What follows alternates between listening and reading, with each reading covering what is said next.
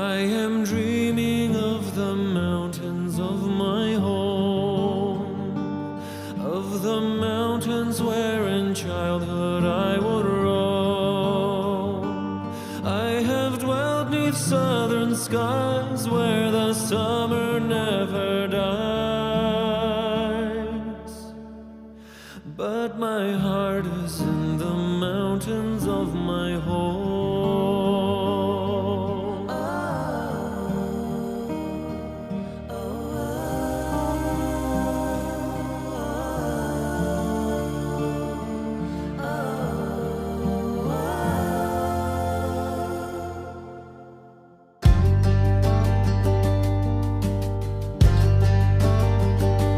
I can see the little homestead on the hill. I can hear the charming music of the river. There is nothing to compare with the love that once was there in that lonely little homestead on the hill.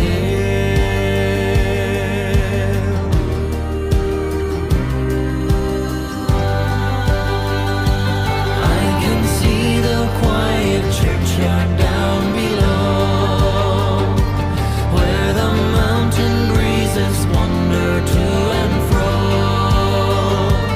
And when God my soul shall keep, it is there I want to sleep, with those dear old folks that loved me long ago.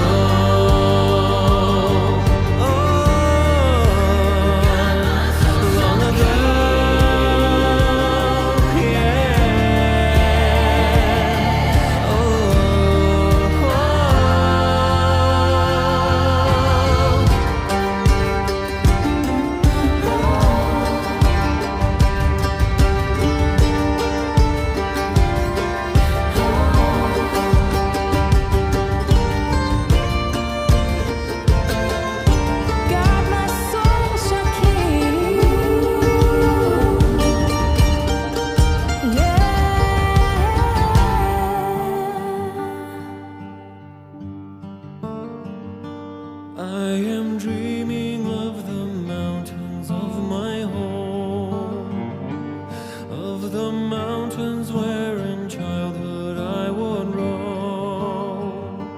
I have dwelt 'neath southern skies where the summer never dies,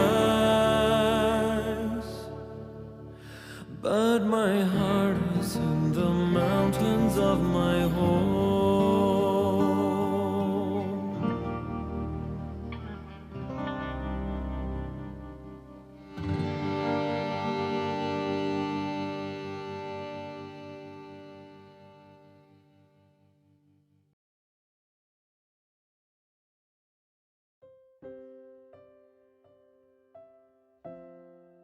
If this were a live, in-person service, I might have persuaded Joyce to come to the microphone and share some of her memories of Roger with us. But since this is a different kind of service where we are gathering in front of a screen, I will read Joyce's memories of Roger while you look at some old pictures of him. Roger was the fifth and last baby to be born into Jeter and Mary Paris's family. The age range between the oldest and the youngest in the family was 21 years. In the summer of 1952, Jack and Joyce went to visit their aunts in Asheville. Family members told Jack and Joyce that there would be a surprise waiting for them when they got home. These family members wanted Jack and Joyce to guess what that surprise was. Joyce thought maybe a refrigerator.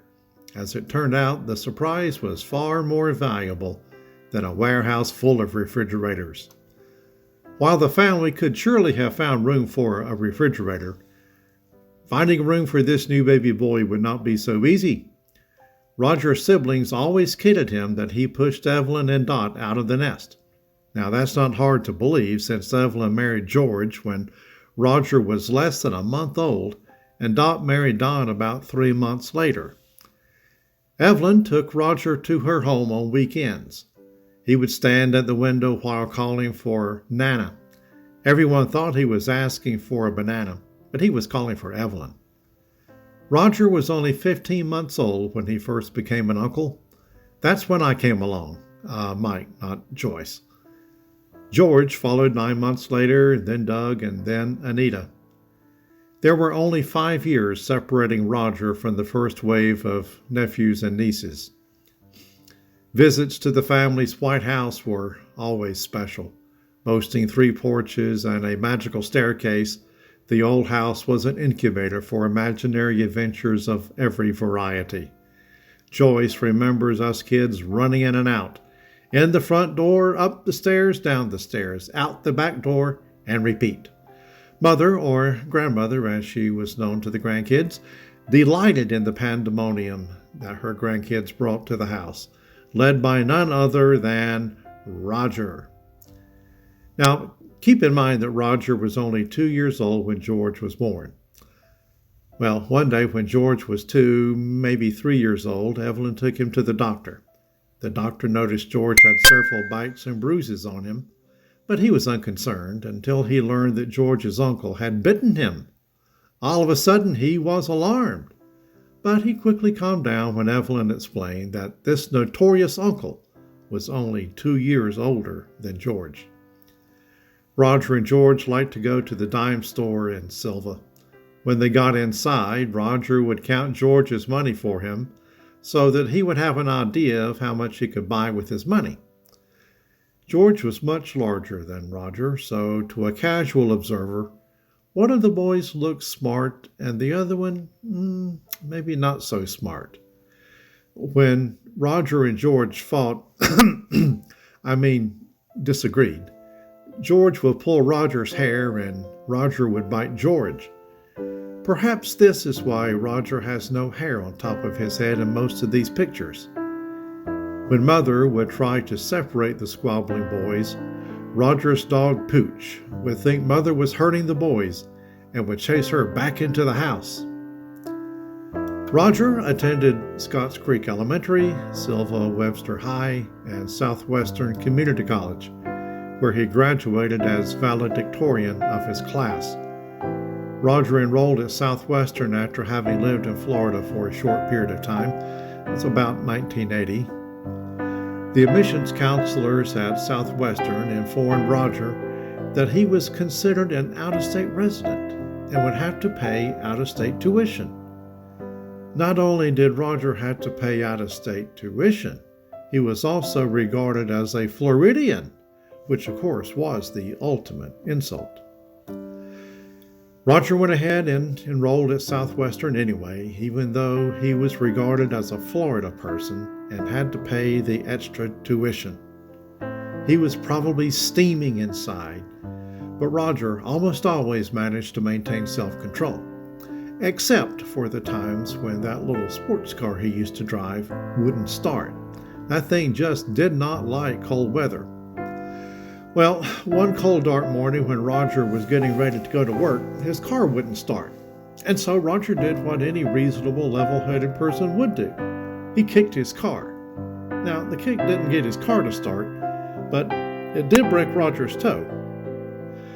Now, I don't know this for sure, but if you were to go back and check the registration records, I'm pretty sure you would discover that this car was originally from Florida. When Roger landed a job at Western Steer, he came to Charlotte to shop for clothes for his new job. He was rather slender at the time and very picky about what he wore. It took Roger and George almost a week to stop in at virtually every clothing store in Charlotte to find just the right clothes. Joyce told her little brother that if this job didn't work out and he had to take a job digging ditches for a living, then he would have to wear those clothes. If I had to choose one word to describe Roger, I think it might be the word servant. Roger was always helping everybody, especially his parents and his family. You were always given a royal welcome at Roger and Nell's house. They always fixed your favorite food when you came. And if you visited at just the right time of year, you might go home with a sack full of new potatoes. When we think of Roger, we can't help but think of family reunions. Mother had always wanted the entire family to get together. Unfortunately, we did not do so until after her passing.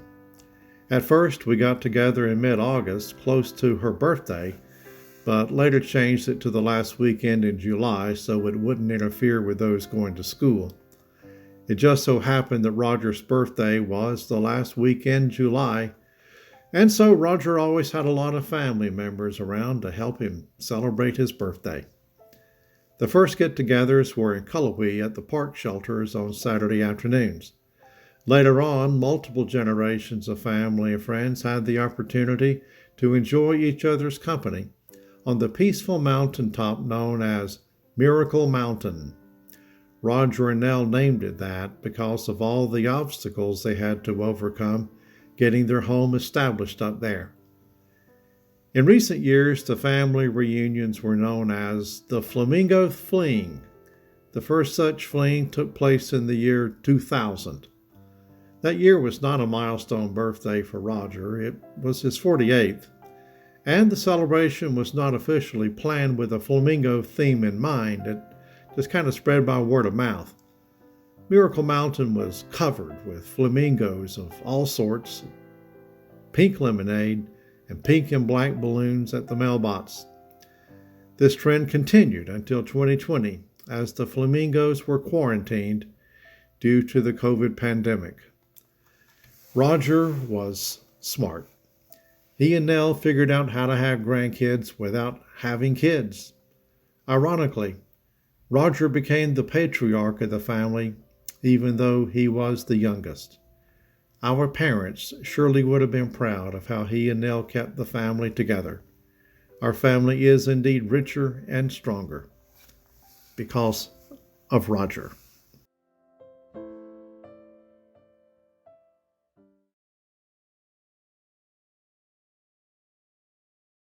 I am a poor wayfaring stranger while traveling through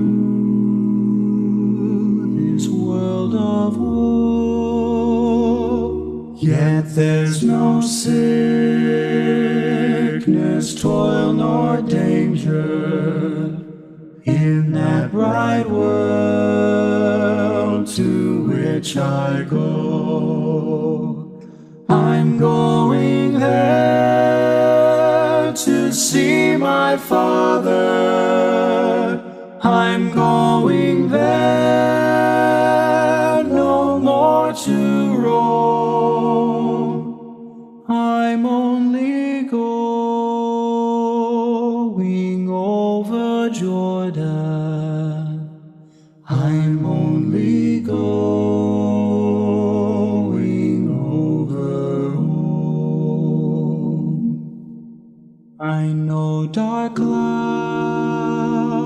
will gather round me. I know my way is rough and steep, but golden fields lie out before me, where God's redeemed shall ever sleep. I'm going there to see my mother. She said she'd meet me when I come. I'm only going over Jordan. I'm only going over home. I'll soon be free from every trial. My body sleep in the churchyard. I'll drop the cross of self-denial and enter on my great reward. I'm going there to see my Savior, to sing His praise forevermore.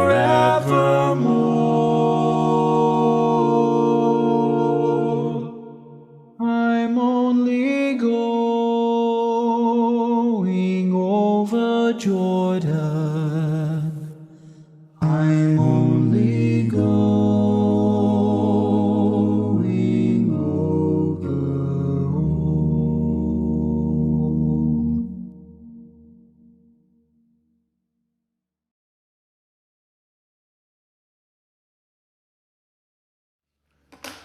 Memorial services like this one have a way of helping us put life in perspective.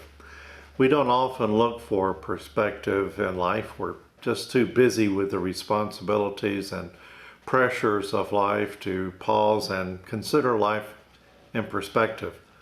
But when someone we love dies, we need perspective to help us deal with our sorrow and to give us hope. There are so many observations about life and the meaning of life that we could make, but I have condensed what I want to say into two brief perspectives on life. One is the sentimental perspective, and the other is the theological perspective. First, the sentimental perspective. I want to ask you to indulge me for just a minute or two while I summon a few deeply cherished memories from the early 60s. I want to go back to those days when the first round of nieces and nephews would get together for a weekend visit or maybe a longer summertime visit at that big old White House with the three porches that Joyce referred to earlier. Sweet are the memories of rhythmically rocking back and forth while the creek just across the road simultaneously beckoned even young children like us who had a seemingly endless supply of energy to slow down and savor the moment. In recalling such sentimental memories, I can't help but reach back into the recesses of my mind and recollect those frequent trips across that old iron suspension bridge, across the railroad tracks, and then up that steep winding hill where it would take us to that little country store that sat beside the highway. There wasn't a whole lot of merchandise in that little store. It wasn't a very big building, but it did have something that kids today know probably nothing about: penny candy. You could buy all sorts of sweet tasting things to put into your mouth for just a penny a piece. Bubble gum, Kits, Tootsie Pops, peanut butter logs, bit of honey, and even fireballs, all for only a penny each. But you had to make sure that you only bought 9 pieces of penny candy at a time. That's because Louis Blanton, who owned and operated the store at that time, had a little sign by the cash register that said, 1 cent tax on each 10-cent purchase. So we had to figure out a way to get around that. So we asked Mr. Blanton for 9 pieces of candy, gave him a dime, he gave us the penny back, and then turned right around and asked for another piece of candy. So matching wits with Mr. Blanton and watching him get all flustered and grumpy actually was half the fun of going to that store. The other half was, of course, getting the penny candy. But then there was a trip back down the hill and back over the railroad tracks and the bridge again. And this time we come to one of those 3 porches to sit on and enjoy that treasure trove of penny candy we had in our bags.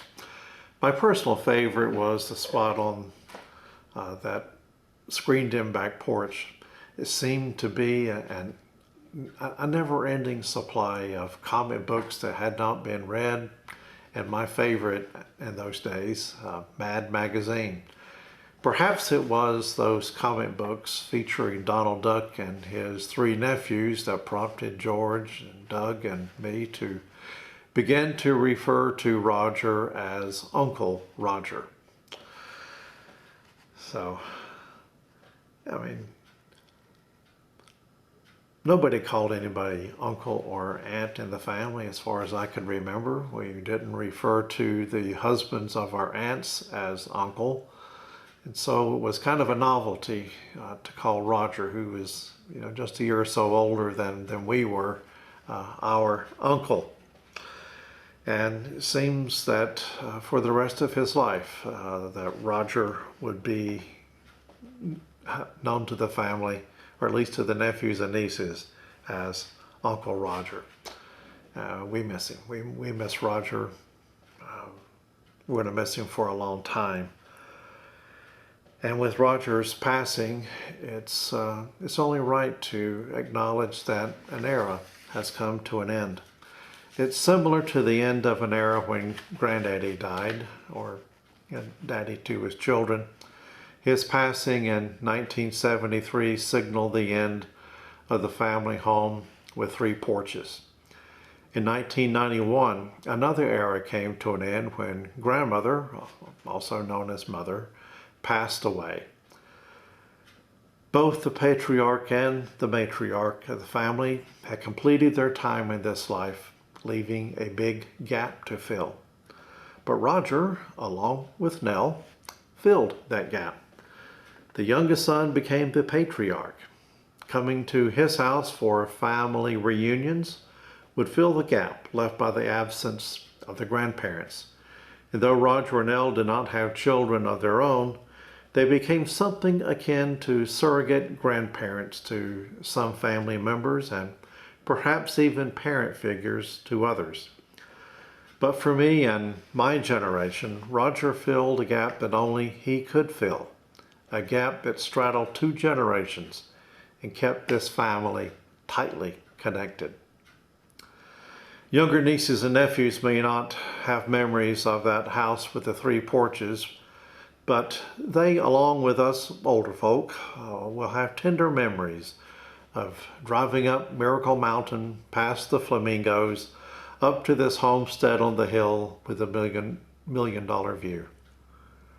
So whatever memories of Paris family gatherings you cherish most, whether it's those memories of the old White House by the creek or the homestead atop Miracle Mountain, at the core of those memories is the one untimely born who made being part of this family such a great blessing, Uncle Roger. The pictures and the memories they revive have likely evoked some tender emotions. In waxing sentimental, it's not my intent to inflict undue pain on any of you. But it is impossible to remember someone whom we dearly loved without shedding a tear or rekindling a pleasant memory. Sentimentalism offers us a perspective on life that we truly need in order to deal with our sorrow and hold on to hope. But we need more than that. We need more than a sentimental perspective on life to help us deal with life and death. We need a theological perspective. Now, there are 2 ways of looking at God. Both of them are found in the parable of the prodigal son. The story goes like this. There was a man who had 2 sons.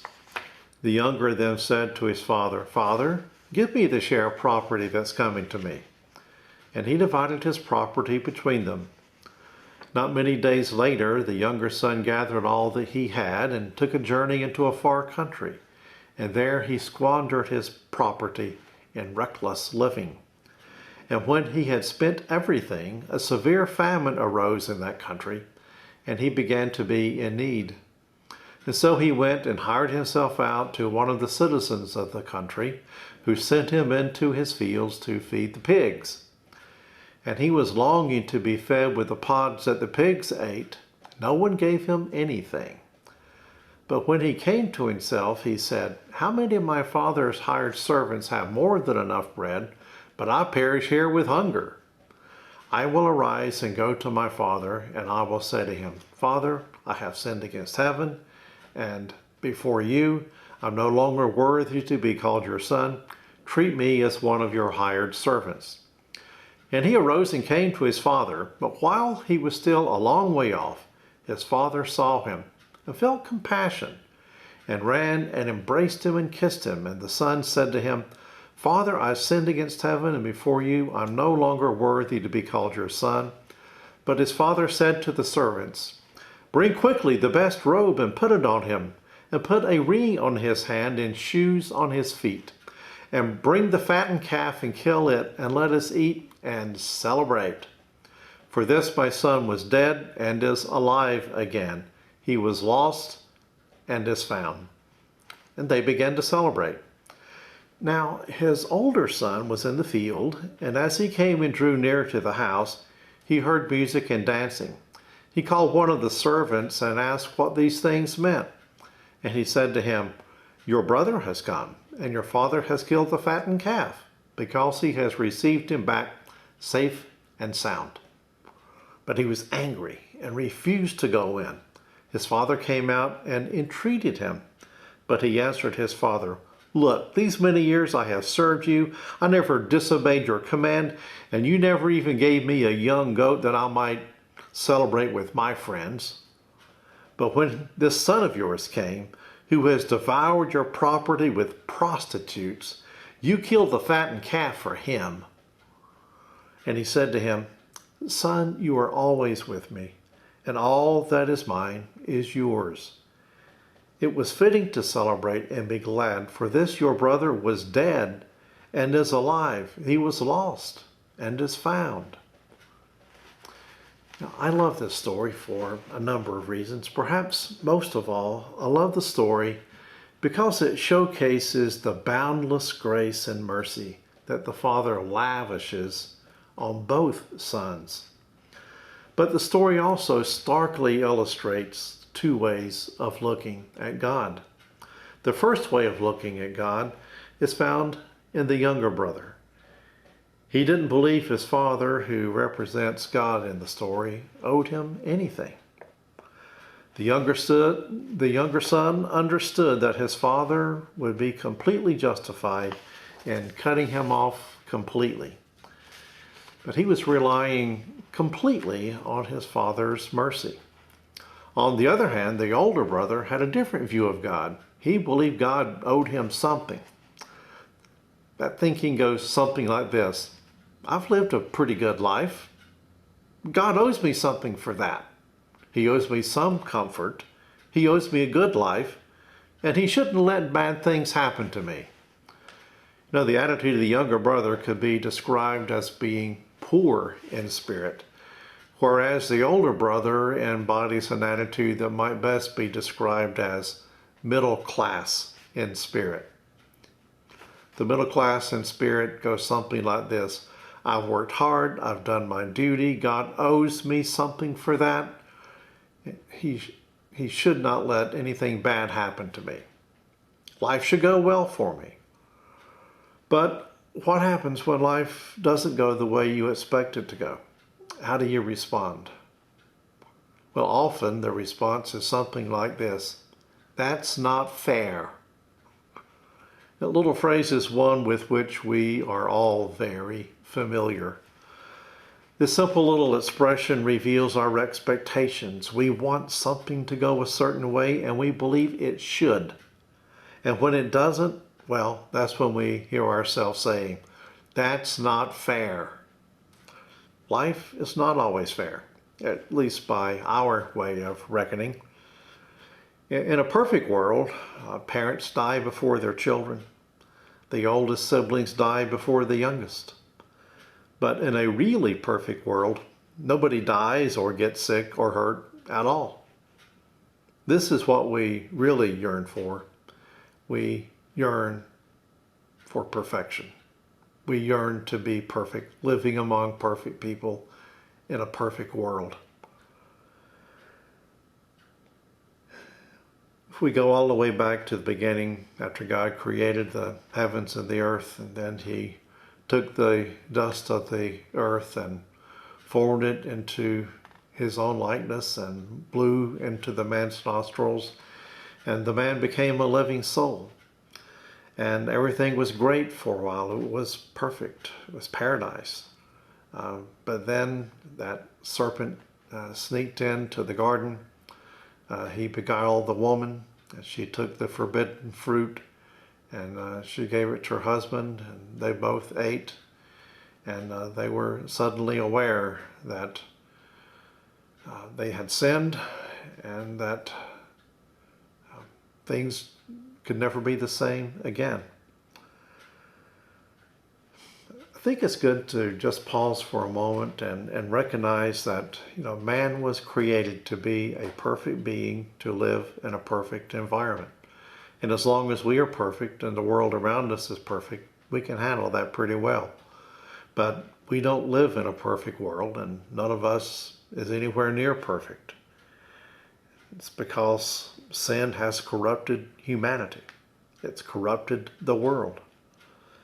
We see people offering all kinds of remedies to make the world a better place, and to be fair, there is merit in wanting to make the world a better place. We have cures or vaccines for a number of diseases, most recently COVID, and we're glad about that, but no one has come up with a cure for sin, because you can't get rid of sin by creating new laws or a serum or a vaccine or anything like that. Only God in Christ could do something about sin, and that's what the cross is all about. God offers the gift of forgiveness of sin freely to anyone who realizes he doesn't have enough righteousness of his own to overcome his sin. In other words, blessed are the poor in spirit, for theirs is the kingdom of heaven. The biggest problem the human race has is theological in nature. We are sinners, every one of us. And we're not sinners because we sin. We sin because we are sinners. We are sinners by nature and by choice. And only Christ can save us. Well, I'm fairly certain that some of you may not see the gospel of Christ as a source of comfort. Instead, you may feel tense or disturbed or even angry with me for bringing God into the conversation. I realize I'm taking the risk of offending you, but we will never have the hope of being perfect people living in a perfect world apart from God. This is why it's so important that we talk about God and our need for Him. We need the perspective that theology brings. But I do have to admit that sometimes talking about God does make us uncomfortable. We've taken God, or the God element, out of life. And this is really nothing new. After Adam and Eve ate the forbidden fruit in the Garden of Eden, they hid themselves from God, or at least they tried to. They were obviously uncomfortable with God, even though they desperately needed Him. And even now, I suppose that some of you may be uncomfortable when I brought God into the conversation. Nevertheless, you desperately need Him. We all do. I'm reminded of a conversation I had with Roger. Actually, it was the last face-to-face, one-on-one conversation I would ever have with Roger. It was 3 years ago at the family reunion in 2018. I had no idea that this would be the last time I would see Roger. As supper time drew near, Roger asked me to come along and assist him with getting the food that he had ordered from a restaurant in Cherokee. So we had a little bit of a drive, and as we're driving down the highway, we're kind of catching up with each other and just reconnecting. And but before too long, there was a lull in the conversation, and we both just kind of sat there, neither one saying anything. And then I felt this strange prompting. This prompting that said something like this, say something to him. And I recognized that prompting. I'd felt it many times before. It seemed that the Spirit of God was nudging me to speak to Roger about spiritual things, but I was reluctant to. I'd tried that before, and it didn't really go well. There was this awkward silence and just great discomfort, and I was afraid that that conversation might have damaged our relationship. It didn't, but it was awkward at the time. And so, wasn't sure what to do, but Roger didn't say anything to break the silence, and so I thought, well, I'm going to go for it. And so I just blurted out something like this. Hey, Roger, when the time comes for me to leave this earth, am I going to see you in heaven, or do we need to have a conversation about that? And then I sat there and waited for the awkward silence. I kind of stared at the floorboard for a moment, and then glanced over at Roger. I mean, there's no place for him to go. He's driving, the SUV, and we had to get the food. So he was kind of in a captive place. He wasn't saying anything, but his face was communicating something. He had broken out into a very wide grin, and his eyes were sparkling. And he assured me that, yes, indeed, I would see him in heaven. I wasn't sure what had happened or when it had happened that Roger would want to talk about these things with me. We'd never really done this before. But Roger freely talked about prayer times with Nell on the porch as they had their coffee. And we talked about the most important thing that there is together. It was the most wonderful conversation I'd ever had with Roger. And couldn't believe that it would be the last. I'm so very grateful that I had that moment in time with Roger, because now I don't have to wonder, where is Roger now? Will I ever see him again? I do have confidence, deep confidence, that I indeed will see him again.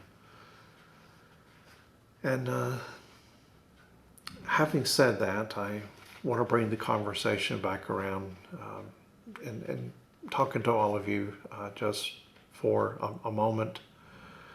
I think most of us, if we would be honest with ourselves, would admit we're more middle class in spirit than we are poor in spirit. We tend to think that we are good people and that all good people go to heaven. God owes it to us for the good lives that we have led. None of us are murderers. We're not bank robbers, aside from exceeding the speed limit by a few miles per hour on a long trip or a short trip. No, we really don't see ourselves as lawbreakers at all, and therefore we don't tend to see our need for a Savior. But we all have that need. All have sinned and have fallen short of the glory of God. Well,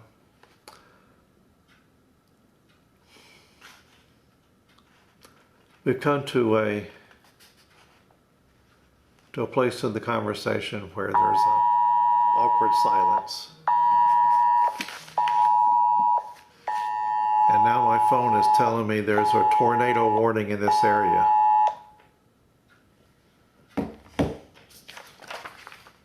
I'll get back to the tornado in just a moment or two. But I want to conclude with these thoughts. You know, it's been said that all good things must come to an end. But if this is true, there really is no hope in this world or after this life. The best comfort we can hope for is the sentimental kind, where we remember the good old days for a few moments and then return to life as usual and try to get as much fulfillment out of life as we can. But there's another level of comfort that's based on something more substantive than sentiment. There is the comfort that comes with the deep theological truth of the resurrection.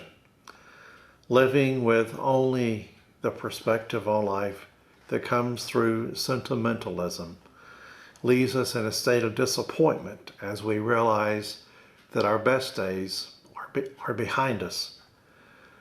But living with the hope of the resurrection of the dead means that our best days are not behind us. The best is yet to come.